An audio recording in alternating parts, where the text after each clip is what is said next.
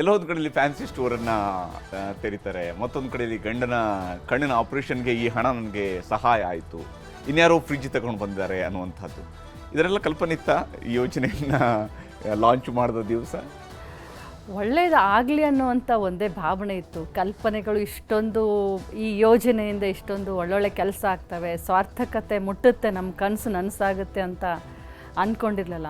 But ಅನೇಕರು ಅನೇಕ ಥರದಲ್ಲಿ ಯೂಸ್ ಮಾಡಿದ್ದಾರೆ. ನಾನು ನಿನ್ನೆ ನೋಡ್ತಾ ಇದ್ದೆ, ಒಂದು ದೇವಸ್ಥಾನ ಕಟ್ಟಲಿಕ್ಕೆ ಕೊಪ್ಪಳ ಜಿಲ್ಲೆಯಲ್ಲಿ ದೇವಸ್ಥಾನ ಕಟ್ಟಲಿಕ್ಕೆ 200 ಮಹಿಳೆಯರು ತಮ್ಮ 3 ತಿಂಗಳ ಹಣವನ್ನು ಕೊಟ್ಟಿದ್ದಾರೆ ಅಂತ ನನ್ನ ಹತ್ರ ಫೋನ್ನಲ್ಲಿ ತಮ್ಮ ಅನಿಸಿಕೆ ಹಂಚ್ಕೊಂಡ್ರು.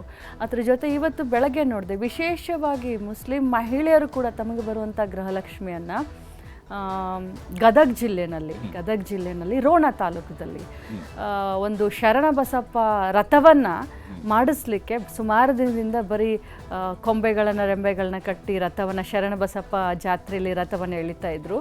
ಅದಕ್ಕೆ ನಾವು 300 ಜನ ಮಹಿಳೆಯರು ಸೇರಿಕೊಂಡು, ಅದರಲ್ಲಿ ಹೇಳಿದ್ನಲ್ಲ ಮೈನಾರಿಟಿ ಜನ ಕೂಡ ಆ ಒಂದು ರಥವನ್ನು ಇದನ್ನು ಮಾಡಲಿಕ್ಕೆ 3 ತಿಂಗಳ ದುಡ್ಡನ್ನು ಕೊಟ್ಟಿದ್ದೀವಿ ಅಂತ ಹಂಚ್ಕೊಂಡ್ರು. ತಾವು ನೋಡಿದ್ದೀರಾ ಹರಿಪ್ರಸಾದ್ ಅವರೇ, ಇನ್ನೊಂದು ಬೆಳಗಾವಿಯಲ್ಲಿ ಒಂದು ತಾಯಿ ಅವರ ಮಗ ಸಾವನ್ನಪ್ಪಿದಾಗ ಸಿದ್ದರಾಮಯ್ಯನವರು ನಮಗೆ ಗೃಹಲಕ್ಷ್ಮಿ ಹಣ ಕೊಡ್ತಾಯಿದ್ರು.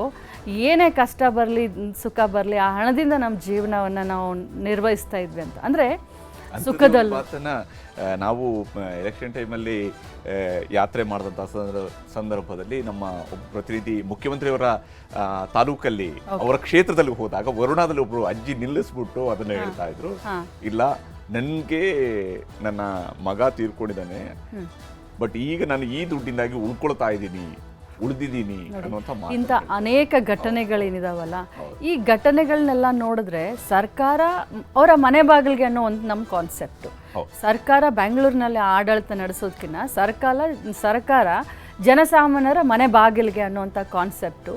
ಈ ಯೋಜನೆಯನ್ನು ನೋಡಿದ್ರೆ ನಮಗೆ ನಿಜವಾಗ್ಲೂ ತುಂಬ ಖುಷಿ ಅನಿಸುತ್ತೆ ಮತ್ತು ತುಂಬ ಪ್ರೌಡ್ ಫೀಲ್ ಮಾಡ್ತೀವಿ. ಆದರೆ ಇಲ್ಲಿ ಚಾಲೆಂಜ್ ಇರುವಂಥದ್ದು ಪ್ರತಿ ತಿಂಗಳು ದುಡ್ಡು ಕೊಡುವಂಥದ್ದು. ಹೌದು, ಮೇ ತಿಂಗಳಿನಲ್ಲಿ ವರೆಗೂ ದುಡ್ಡು ಬಂತು, ಅಥವಾ ಕೆಲವೊಂದು ತಿಂಗಳಲ್ಲಿ ಬಾಕಿ ಇದ್ದಂಥದ್ದು ಸ್ಕ್ರೂಟಿನಿ ಆಗದೆ ಇದ್ದಂಥದ್ದನ್ನು ಕೂಡ ಮೇ ತಿಂಗಳಲ್ಲಿ ಹಾಕಿದ್ರು ಸರ್ಕಾರದವರು. ಯಾಕಂದರೆ ಆವಾಗ ಎಲೆಕ್ಷನ್ ಇತ್ತು, ಹಾಗಾಗಿ ದುಡ್ಡು ಹಾಕಿದ್ರು.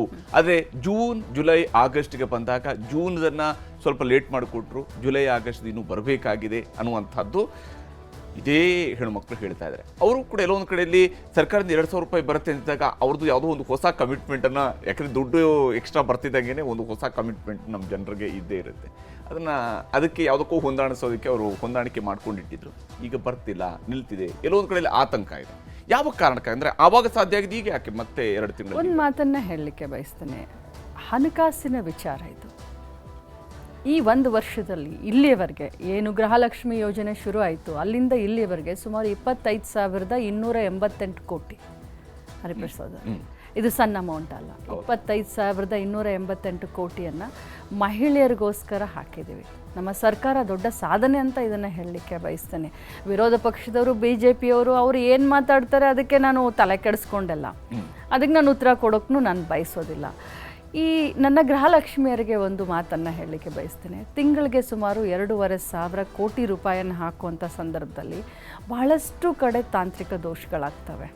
ಇದು ಒಂದು ಬ್ಯಾಂಕು 2 ಬ್ಯಾಂಕು 3 ಬ್ಯಾಂಕ್ ಇನ್ವಾಲ್ವ್ ಇರೋದಿಲ್ಲ. ಪ್ರತಿಯೊಂದು ಹಳ್ಳಿಯಲ್ಲಿರುವ ಬ್ಯಾಂಕ್ಗಳು ಇದರಲ್ಲಿ ಇನ್ವಾಲ್ವ್ ಇರ್ತವೆ. ಅದು ಕೋಆಪರೇಟಿವ್ ಆಗಿರ್ಬೋದು, ನ್ಯಾಷನಲೈಸ್ಡ್ ಆಗಿರ್ಬೋದು, ಸೊಸೈಟಿಗಳಾಗಿರ್ಬೋದು.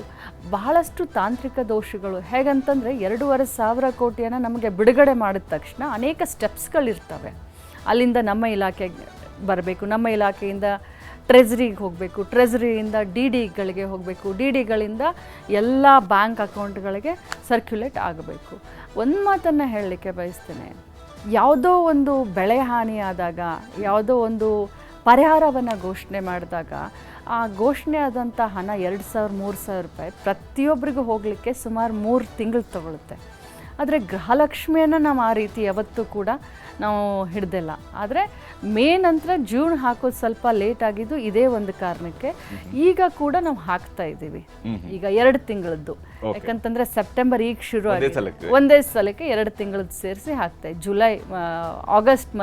ಜುಲೈ ಮತ್ತು ಆಗಸ್ಟ್ದು ಸೇರಿಸಿ 4,000 ಈಗ ಒಮ್ಮಗಲೇ ಹಾಕ್ತಾ ಇದೆ. ಈಗ ಒಟ್ಟು ಫಲಾನುಭವಿಗಳ ಸಂಖ್ಯೆಯನ್ನು ನೀವು, ಹೌದು ಅಫ್ಕೋರ್ಸ್ ನೀವು ಡೆಡ್ಲೈನನ್ನು ಹೇಳಿಲ್ಲ, ಯಾರು ಕೂಡ ನಂತರವೂ ಕೂಡ ಅಪ್ಲೈ ಮಾಡಬಹುದು ಅಂತ ಓಪನ್ ಇದನ್ನು ಇಟ್ಕೊಂಡಿದ್ರೆ ಅದು. ಹೌದು. ಆದರೆ ಈಗ ಒಟ್ಟು ಫಲಾನುಭವಿಗಳ ಸಂಖ್ಯೆಯ ವಿಚಾರದಲ್ಲಿದೆ, ಕೆಲವೊಬ್ಬರು ಅದರಲ್ಲಿ ನಿಜವಾದಂಥ ಅರ್ಹರಲ್ಲದ ಫಲಾನುಭವಿಗಳು ಅದರಲ್ಲಿ ಇದ್ದಾರೆ ಅನ್ನುವಂಥದ್ದು ಒಂದಿಷ್ಟು ಇದಿತ್ತು. ಅದನ್ನ ತೆಗೆಯುವಂತಹ ಪ್ರಯತ್ನವನ್ನ ಮಾಡ್ತಾ ಇದೆ ಸರ್ಕಾರ.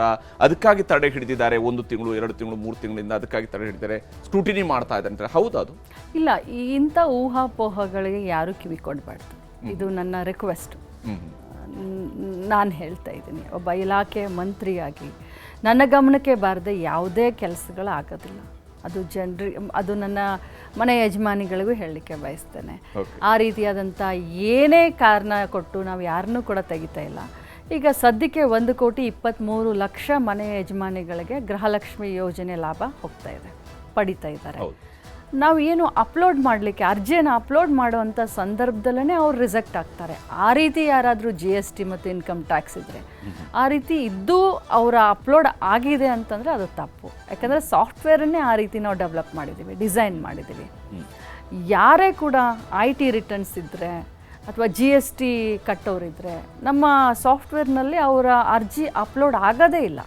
ಸೊ ಈಗೇನು 1,23,00,000 ಜನ ಗೃಹಲಕ್ಷ್ಮಿಗಳಿಗೆ ಹಣ ಹೋಗ್ತಾ ಇದೆ, ಅದು ಕಂಟಿನ್ಯೂ ಆಗುತ್ತೆ.